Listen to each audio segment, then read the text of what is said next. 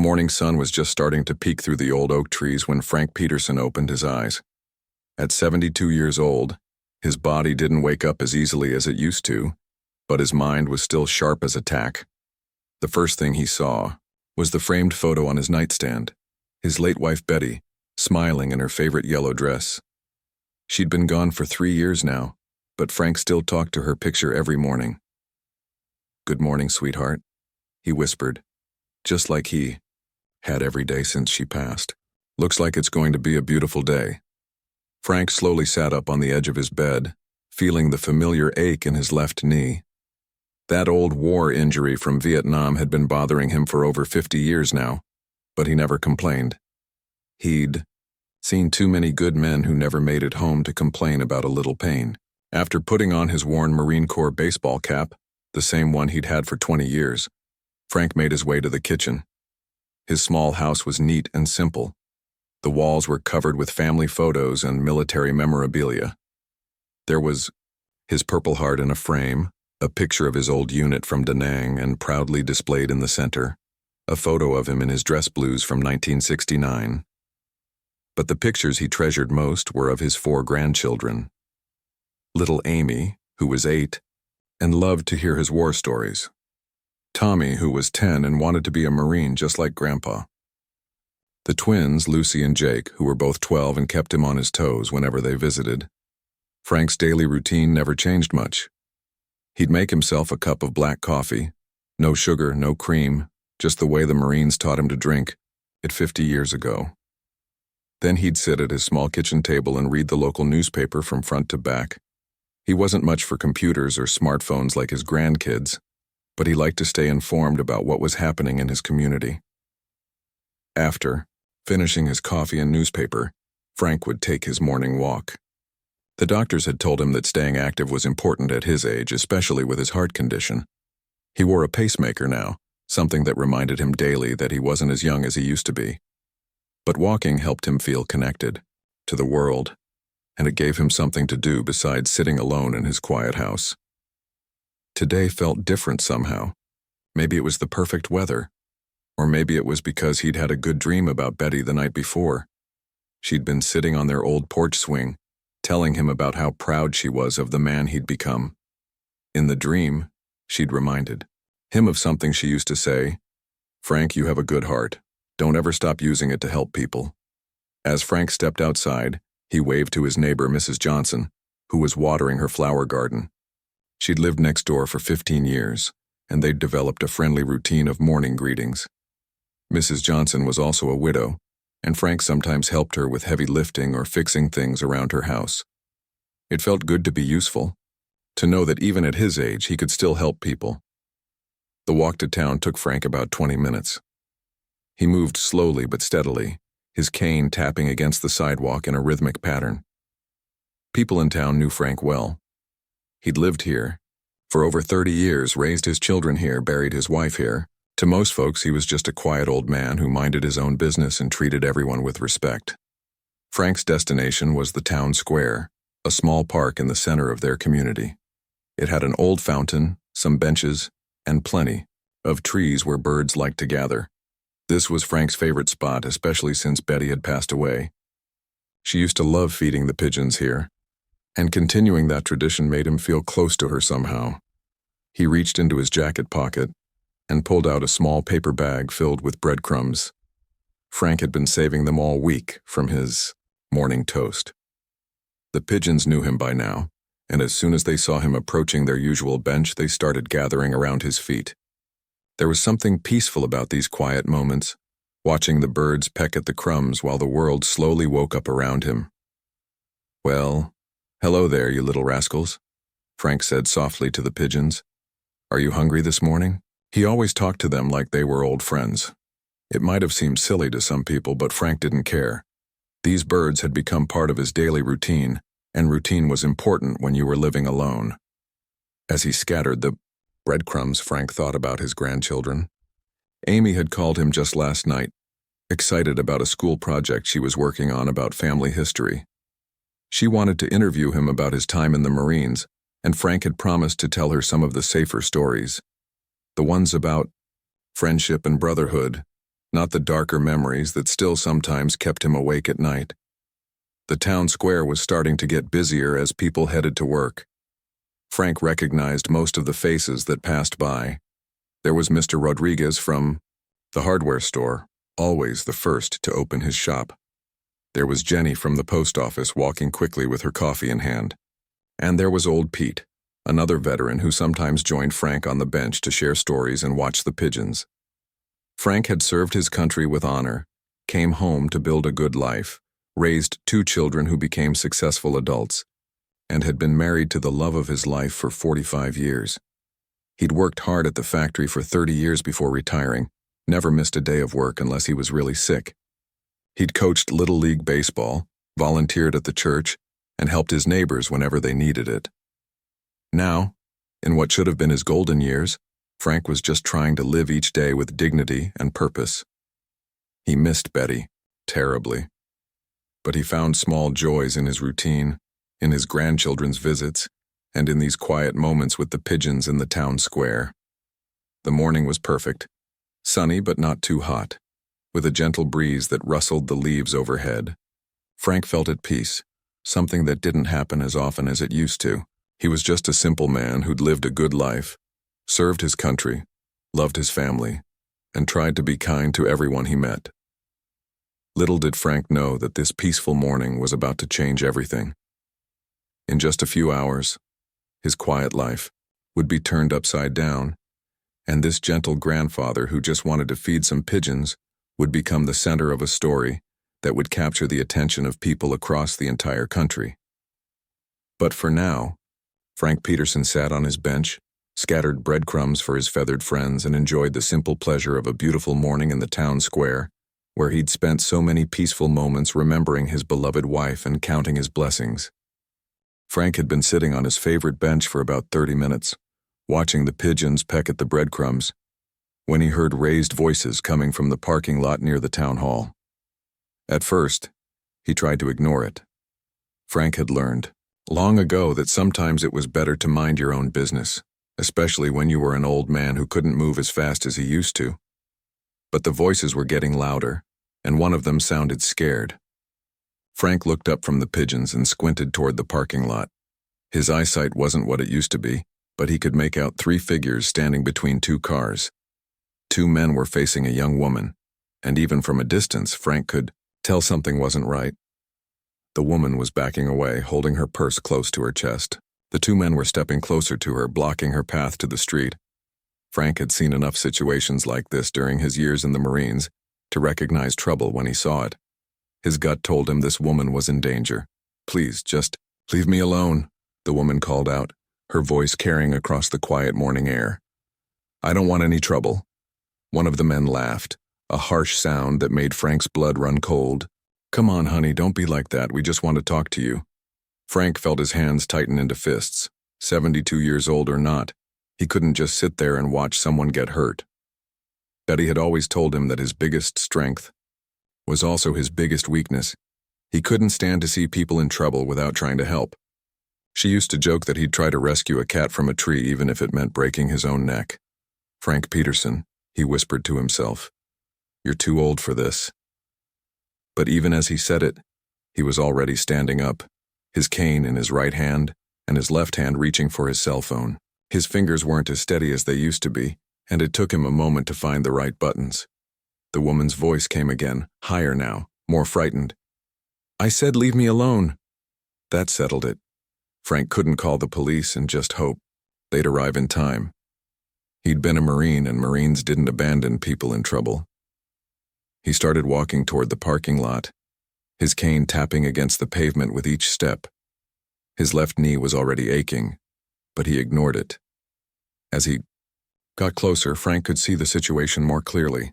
The young woman looked to be in her 20s, wearing scrubs like she worked at the hospital. She had dark hair pulled back in a ponytail and looked absolutely terrified. The 2 men were bigger than Frank had first thought, both of them tall and muscular, probably in their 30s. "Excuse me," Frank called out, his voice steady despite the fear growing in his chest. "Is everything okay over here?" The 3 people turned to look at him. The woman's eyes were wide with fear, But Frank could see a flicker of hope when she saw him approaching. The two men looked annoyed at the interruption. "Mind your own business, old man," one of them said. He had a shaved head and was wearing a dirty tank top. "This doesn't concern you." Frank kept walking, slower now, but still moving forward. "Well, it concerns me when I see a young lady who looks like she needs help." He stopped about 10 feet away, close enough to help but far enough to avoid immediate trouble. "Miss, are you all right?" The woman looked between Frank and the two men, clearly unsure what to say. I just want to go to work," she said quietly. "These men won't let me get to my car." The second man, who had long, greasy hair and was wearing ripped jeans, stepped forward. "Look, Grandpa, we're just having a friendly conversation. Why don't you go back to feeding your birds and leave us alone?" Frank felt his old Marine training kicking in. He assessed the situation quickly. Two younger, stronger men. One older man with a bad knee and a cane. Not great odds, but sometimes it wasn't about winning a fight. Sometimes it was about making enough noise to scare off the bad guys. "I don't think the lady wants to have a conversation," Frank said, his voice getting firmer. "And I think you boys should move along and let her get to work." The woman took a small step toward Frank. "Please," she whispered. "I just want to go home." Frank noticed she was wearing a name tag that said RN. She was a nurse. Probably getting off a night shift at the hospital and just trying to get to her car safely. Frank thought about his own granddaughter Amy, who was only 8, but would grow up to be a young woman someday. He'd want someone to help her if she was ever in trouble like this. "It's okay, miss," Frank said gently. "How about you walk over here by me, and we'll figure this out together." The bald man stepped forward aggressively. "I told you to mind your own business, old man. You don't know what you're getting into here." Frank stood his ground even though his heart was pounding. "I know exactly what I'm getting into. I'm helping a young lady who's being bothered by two men who won't take no for an answer." The woman made her move, quickly stepping away from the two men and walking toward Frank. "Thank you," she said quietly when she reached him. "I work at the hospital, and I was just trying to get to my car after my shift. They started following me from the parking garage." Frank nodded, keeping his eyes on the two men. "That's not right. Nobody should have to deal with that." He looked at the men directly. "I think you boys should leave this young lady alone and find something better to do with your time." The long-haired man spat on the ground. "This is ridiculous. Come on, she's not worth the trouble anyway." He looked at his friend. "Let's get out of here." But the bald man wasn't ready to give up. "Nobody asked you to play hero, old-timer. Maybe you should learn when to keep your mouth shut." Frank felt the woman move closer to him and he could feel her trembling. She was really scared, and that made Frank angry. He'd spent his whole life protecting people, first in Vietnam, then as a husband and father, and now as a grandfather. He wasn't about to stop now. "Listen here, son," Frank said, his voice taking on the tone he'd used when he was a sergeant in the Marines. "This young lady doesn't want to talk to you. She's asked you to leave her alone. Now I'm asking you nicely to respect that and move along." The tension in the air was thick. Frank could see people starting to notice the commotion from across the square. Someone had stopped walking and was watching from a distance. Frank hoped they were smart enough to call the police. What happened next would change everything. Frank had no way of knowing that someone had already called 911. But they hadn't seen the whole situation. They'd only seen an old man approaching a young woman, and they'd made a terrible assumption. The police were already on their way, but they were coming with the wrong information. Frank Peterson, the gentle grandfather who just wanted to help, was about to become the center of a misunderstanding that would shock an entire community. The sound of sirens cutting through the morning air made Frank's heart skip a beat. He looked toward the street and saw two police cars turning into the town square, their red and blue lights flashing. For a moment, Frank felt relieved. Help was coming, and this whole mess would get sorted out quickly. "Thank goodness," the young nurse said quietly, standing close to Frank. "I was so scared." The two men who had been bothering her looked at each other nervously. The bald one grabbed his friend's arm. "Come on, let's get out of here before the cops start asking questions." But they were too late. The police cars pulled, into the parking lot, and 2 officers got out quickly. Frank expected them to approach the 2 troublemakers, but something was wrong. Instead of looking at the men who had been causing problems, both officers were staring directly at Frank. The first officer was young, probably in his 20s, with short brown hair and a serious expression. He walked with the kind of confidence that Frank recognized from his military days, the walk of someone who thought they knew exactly what was happening. The second officer was older, maybe in his 40s, and he looked more cautious as he approached. "Sir, step away from the young lady," the younger officer called out, his hand moving to rest on his belt near his equipment. "We received a call about a situation here." Frank felt confused. He looked around, wondering if they were talking to someone else. "Officer, I think there's been a misunderstanding. These 2 men were bothering this nurse, and I was just trying to help her." The young nurse stepped forward. "That's right, officer. This gentleman helped me. Those 2 men over there were following me and wouldn't leave me alone." She pointed to the 2 troublemakers who were trying to slip away quietly, but the younger officer wasn't listening. He kept his eyes fixed on Frank, and his expression was getting more stern. "Sir, I need you to step away from the woman and put your hands where I can see them." Frank's mind was reeling. This couldn't be happening. He was the one who had helped. He was the good guy in this situation. "Officer, please listen. My name is Frank Peterson. I live here in town. I was just feeding the pigeons when I saw this." "Young lady in trouble?" The older officer looked uncertain. He glanced at the nurse, then at Frank, then at the 2 men who were now almost at the edge of the parking lot. "Johnson," he said to his younger partner, "maybe we should hear everyone's story first." But Officer Johnson wasn't interested in listening. "Sir, I'm not going to ask you again. Step away from the woman and get down on the ground." Frank couldn't believe what he was hearing. "Get down on the ground? Officer, I'm 72 years old. I have a bad knee and a pacemaker. I was just trying to help this young lady." The nurse was getting upset now, too. "Officers, you're making a mistake. This man helped me. Those other 2 men were the ones causing trouble." She pointed again, but the 2 troublemakers had disappeared around the corner of a building. Frank felt his hands starting to shake, not from fear but from frustration and disbelief. In all his years, through Vietnam, through raising his children, through losing his wife, he had never been treated like a criminal. He had served his country with honor, worked hard his whole life, and always tried to do the right thing. "Please, officer," Frank said, trying to keep his voice calm. "There's been a misunderstanding. I'm a veteran. I live here in town. Ask anyone, they'll tell you I'm not a troublemaker." Johnson stepped closer, and Frank could see the impatience in the young officer's eyes. "I don't care how old you are, or what you did in the past. Right now, you need to follow my instructions. Get down on the ground." Frank looked down at the pavement, then back at the officer. His left knee was already throbbing from standing for so long, and the idea of getting down on the hard concrete made him wince. "Officer, please understand, I have a knee injury from Vietnam. Getting down on the ground is very difficult for me. Can we please just talk about this?" The older officer, whose name tag read Martinez, stepped forward. "Johnson, let's take this slow. The man says he has a medical condition." But Johnson was already reaching for his taser. "He's not complying with lawful orders, Martinez. If he won't get down voluntarily, we'll make him get down."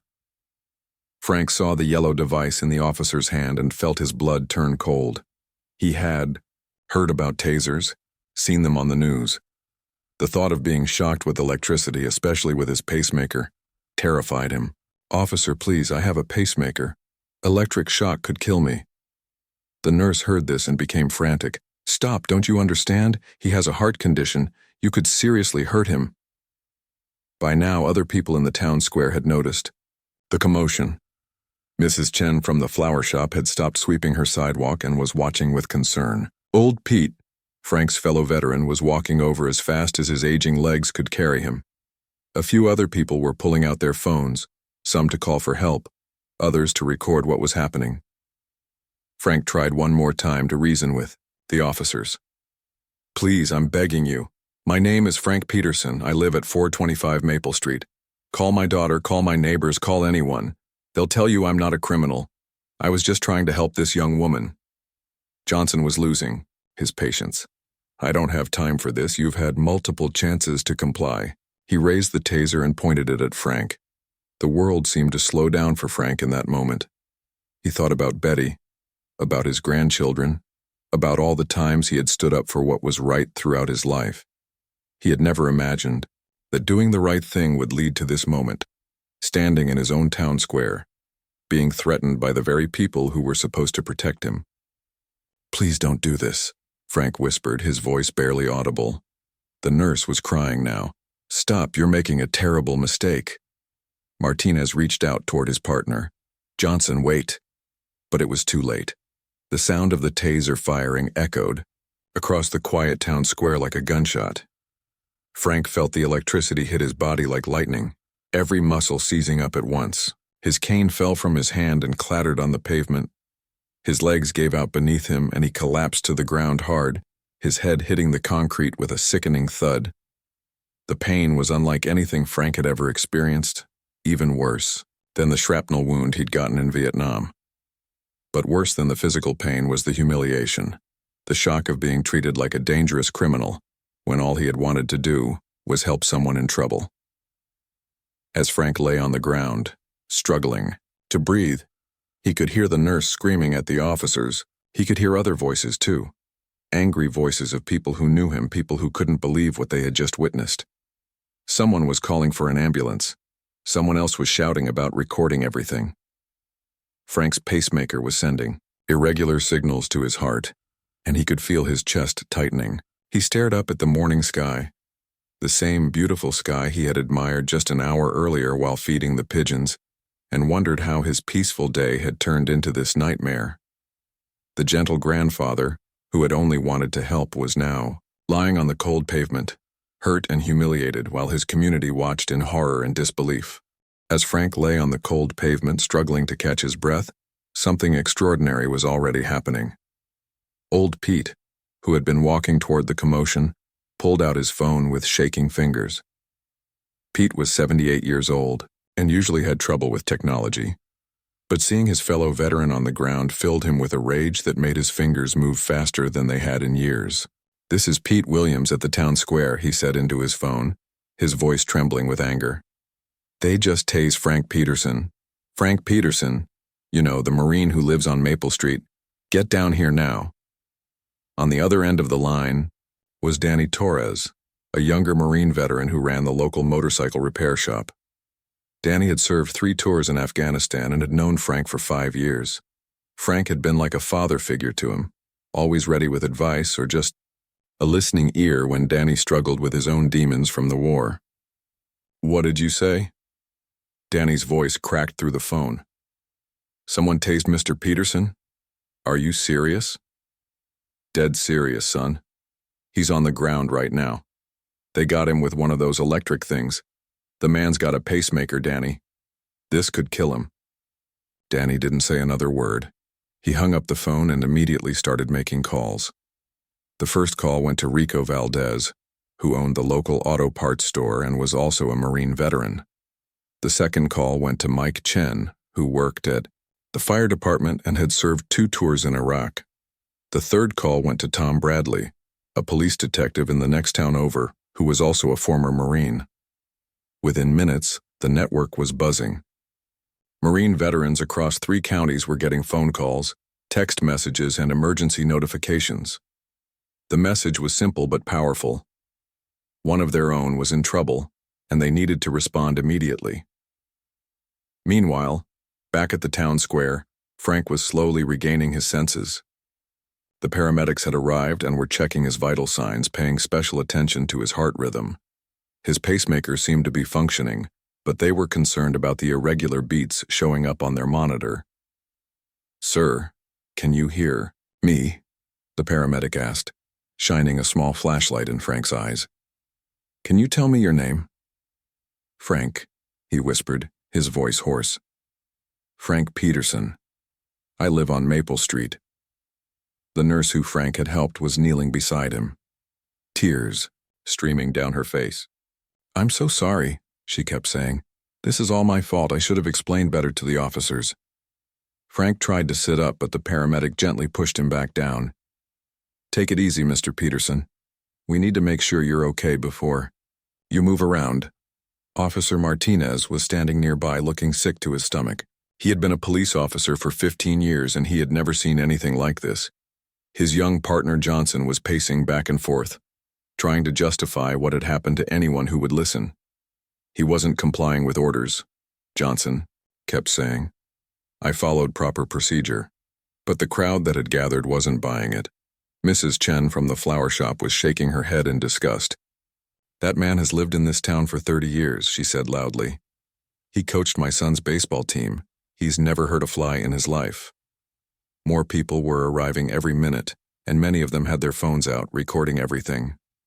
The video of Frank being tased was already spreading on social media, with people sharing it faster than anyone could keep track of. Then, at exactly 6 minutes after Frank had been tased, something happened that nobody expected. The sound of motorcycle engines filled the air, growing louder and louder until it seemed to shake the ground itself. Danny Torres was the first to arrive, his Harley-Davidson roaring into the town square with a sound like thunder.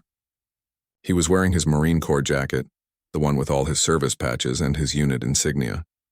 Behind him came Rico Valdez on his old Honda, then Mike Chen on his sport bike, then Tom Bradley on his touring bike. But they weren't alone.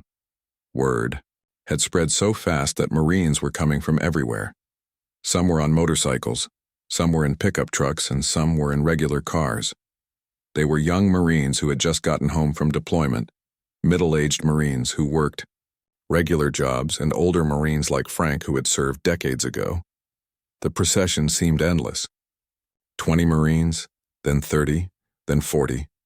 They formed a protective circle around Frank and the paramedics, not saying a word, just standing at attention with their hands clasped behind their backs.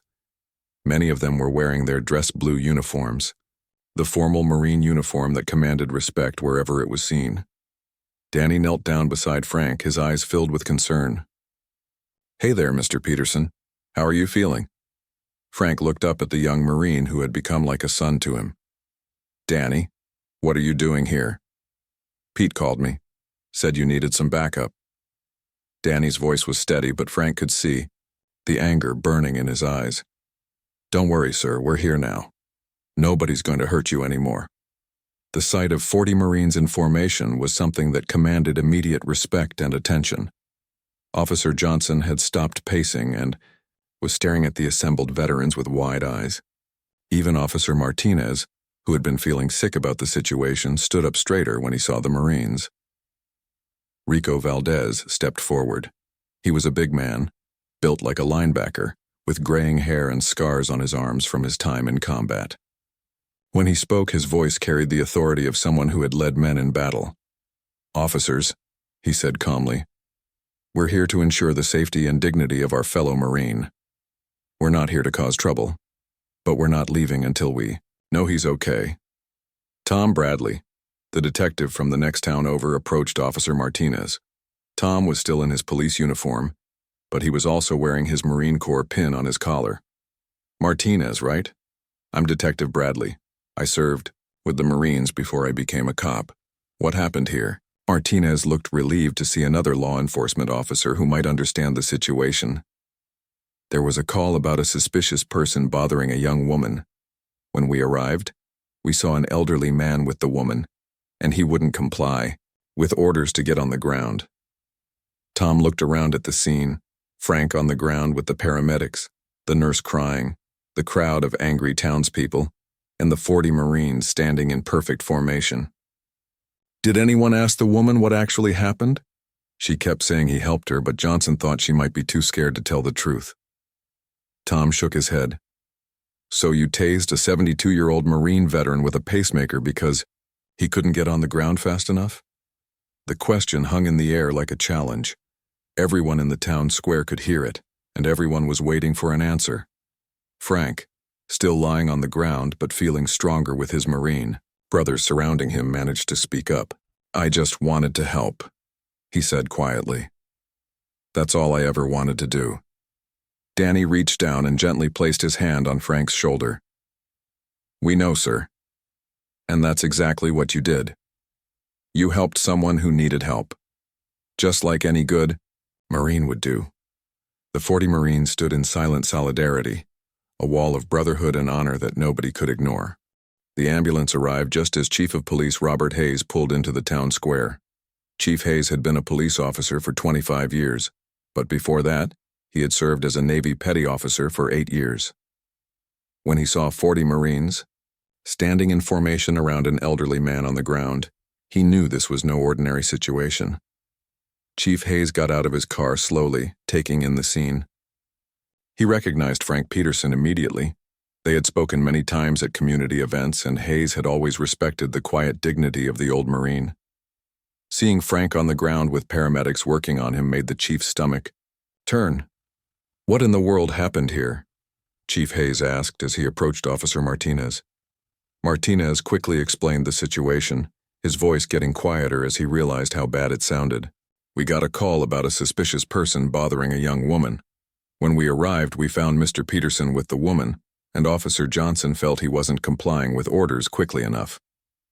Chief Hayes looked at Officer Johnson, who was standing, apart from everyone else, still trying to justify his actions to anyone who would listen.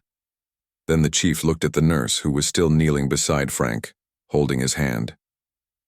"Miss, can you tell me what actually happened here?" Chief Hayes asked gently. The nurse wiped her tears and took a deep breath. "My name is Lisa Rodriguez. I work at the hospital. I'm a registered nurse. I was getting off my night shift and walking to my car when 2 men started following me. They were saying inappropriate things and wouldn't let me get to my car. I was really scared." She pointed toward Frank, who was now sitting up with the help of the paramedics. "Mr. Peterson saw what was happening and came over to help me. He was so kind and gentle.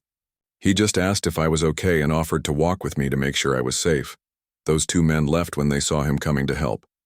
Chief Hayes nodded, his expression growing more serious. "And where are these 2 men now?" "They ran away when they saw the police cars coming," Lisa said. "But instead of going after them, the officers focused on Mr. Peterson. I kept trying to tell them he was the one who helped me, but they wouldn't listen." Danny Torres, who had been standing quietly with the other Marines, stepped forward. "Chief Hayes, with all due respect, this man is a decorated veteran who has lived in this community for 30 years. He's never been in trouble with the law, never hurt anyone, never caused any problems.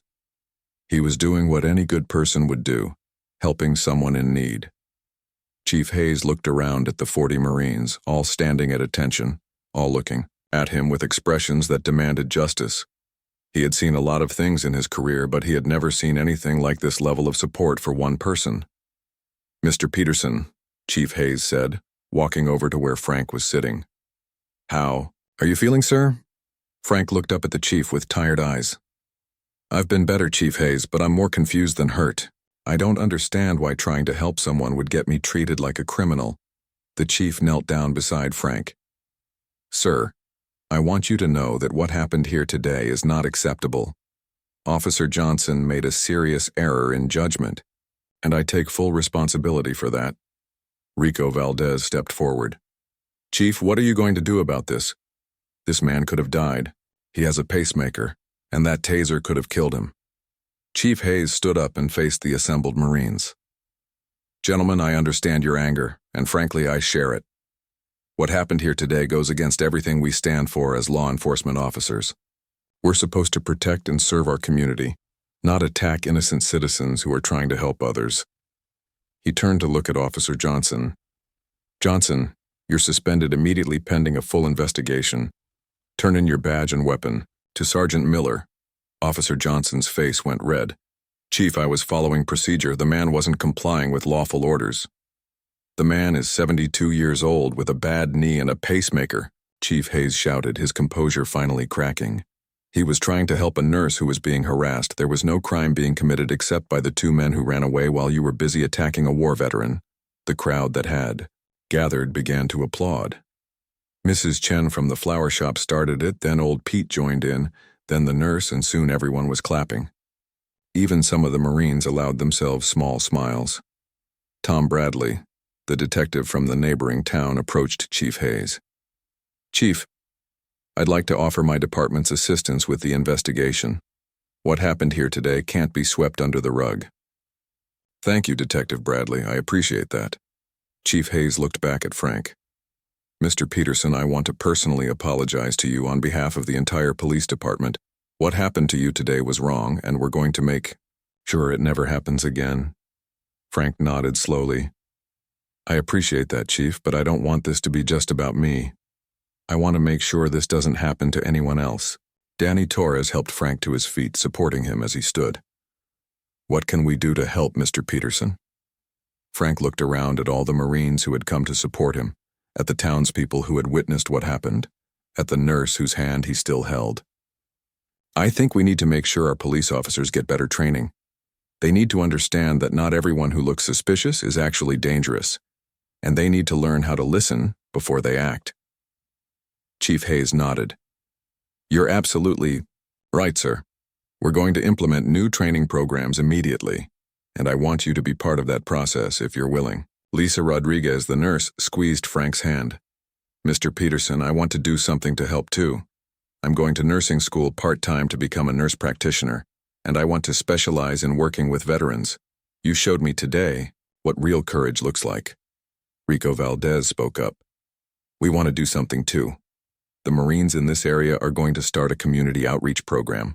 We'll work with local schools, community groups, and yes, even the police department, to build better relationships and understanding. Frank felt tears coming to his eyes, but these were different tears than the ones he had shed on the ground after being tased. These were tears of gratitude and hope. You know, he said quietly, Betty always told me that good things could come from bad situations if you let them. I think she would be proud of what's happening here today. Mike Chen, the firefighter who had arrived with the other Marines, stepped forward. Mr. Peterson, we're going to make sure you get home safely today, and we're going to check on you every day until you're feeling better. That's what Marines do. We take care of our own. As the crowd began to disperse, Frank found himself surrounded by his new extended family. The Marine stayed close, making sure he was steady on his feet. Lisa Rodriguez exchanged phone numbers with him, promising to check on his recovery. Chief Hayes personally drove Frank home, apologizing again and again for what had happened. That evening, as Frank sat in his favorite chair with a cup of tea, he looked at the photo of Betty on the table beside him. Well, sweetheart, he said, softly, it was quite a day. I think you would have been proud of how everyone came together. Sometimes the worst moments bring out the best in people. The phone rang. It was his granddaughter Amy, calling to check on him after hearing about what happened. As Frank told her the story, he realized that this terrible day had somehow become a beautiful example of what community, brotherhood, and standing up for what's right really meant. Frank Peterson had started the day as a lonely widower feeding pigeons. He ended it surrounded by a family of Marines who would never let him stand alone again.